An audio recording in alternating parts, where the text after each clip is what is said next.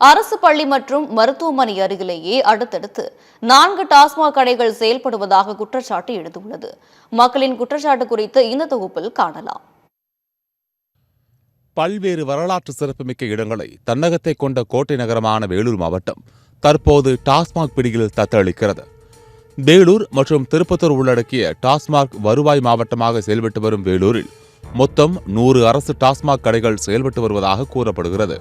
தமிழ்நாடு அரசு அண்மையில் கல்வி நிலையங்கள், பேருந்து நிலையங்கள், மருத்துவமனைகள், கோவில்கள் உள்ளிட்ட பகுதிகளில் உள்ள 717 டாஸ்மாக் கடைகளை மூட எடுத்த நடவடிக்கையின் அடிப்படையில் வேலூர் புதிய மற்றும் பழைய பேருந்து நிலையங்களில் செயல்பட்டு வந்த 4 அரசு டாஸ்மாக் கடைகள், பள்ளிகுண்டா, திருவளம் பகுதியில் செயல்பட்டு வந்த 2 டாஸ்மாக் கடைகள் என மொத்தம் 6 கடைகள் மூடப்பட்டுள்ளது.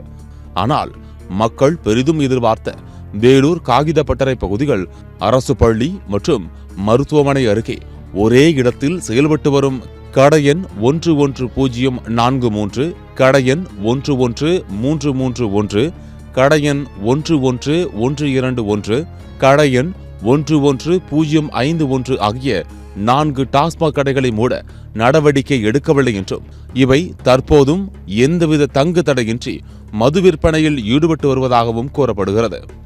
அரசு பள்ளி மற்றும் மருத்துவமனை சாலையில் உள்ள இந்த 4 டாஸ்மாக் கடைகளால் இப்பகுதிகள் அவ்வப்போது வாகன விபத்து ஏற்படுவதாகவும், மருத்துவமனைக்கு வரும் பொதுமக்களிடம் போதை ஆசாமிகள் தகராறில் ஈடுபடுவதாகவும், குறிப்பாக வழிப்பறி உள்ளிட்ட குற்றச்சம்பவங்கள் இந்த பகுதிகள் அதிகரித்து வருவதாகவும் சொல்லப்படுகிறது.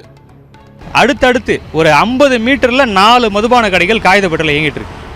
இதனால என்ன பிரச்சனை வருதுன்னு பார்த்தீங்கன்னா, 4 மதுபான கடைகள் அந்த 50 மீட்டர்ல இருக்கிற இடத்துல ஏகப்பட்ட மதுபான பிரியர்கள் அங்கே மதுபானத்தை வாங்கி அங்கேயே அருந்திட்டு இவங்க சாலையை கடக்கும்போது விபத்து ஏற்படுறது, இவங்க வாகனத்தை எடுத்துகிட்டு போகும்போது, குறிப்பாக சிஎம்சிக்கு வரக்கூடிய வெளிமாநில நோயாளிகள் இவங்க அங்கே அடிபட்டு காயமுற்று பல பிரச்சனைகள் இதனால் ஏற்பட்டுருக்கு. குறிப்பாக அந்த பகுதியில் சட்டம் ஒழுங்கு பிரச்சனை ரொம்ப மோசமான நிலைமையில் இருக்குது.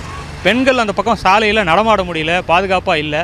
இவ்வளவு தொல்லைகள் கொடுக்கக்கூடிய நகரத்தினுடைய மைய பகுதியில் காகிதப்பட்டில் 4 மதுபான கடைகள். இது உடனடியாக அந்த பகுதியில் பார்த்தீங்கன்னா கோவிலும் அருகாமையில் இருக்குது, பள்ளிக்கூடமும் அருகாமையில் இருக்குது. அரசு விதித்த விதிமுறையில் அதுக்குள்ளவே தான் இருக்குது. 500 மீட்டர் சொன்னாங்க, ஆனால் 500 மீட்டருக்குள்ளவே கோவில் இருக்குது. சைதாப்பேட்டில் பிரசித்தி பெற்ற முருகன் கோவில் இருக்குது. அதுக்கு அடுக்கத்தில் பார்த்தீங்கன்னா அரசு பள்ளி ஒன்று இருக்குது, ஆரம்ப பள்ளி.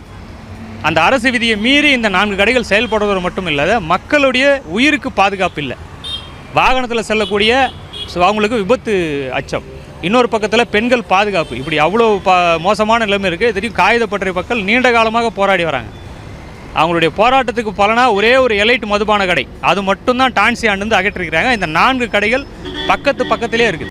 இது தொடர்பாக பல முறை புகார் தெரிவித்தும் பல போராட்டங்களை முன்னெடுத்தும் இது நாள் வரையிலும் மாவட்ட நிர்வாகமும் தமிழ்நாடு அரசும் எந்த ஒரு முறையான நடவடிக்கையையும் எடுக்கவில்லை என பொதுமக்கள் மற்றும் சமூக ஆர்வலர்கள் குற்றச்சாட்டை முன்வைக்கின்றனர். ஆரம்ப சுகாதார மையம், பள்ளி மண்டபம் போன்ற பொதுமக்கள் நிறைய பேர் செல்றாங்க வராங்க.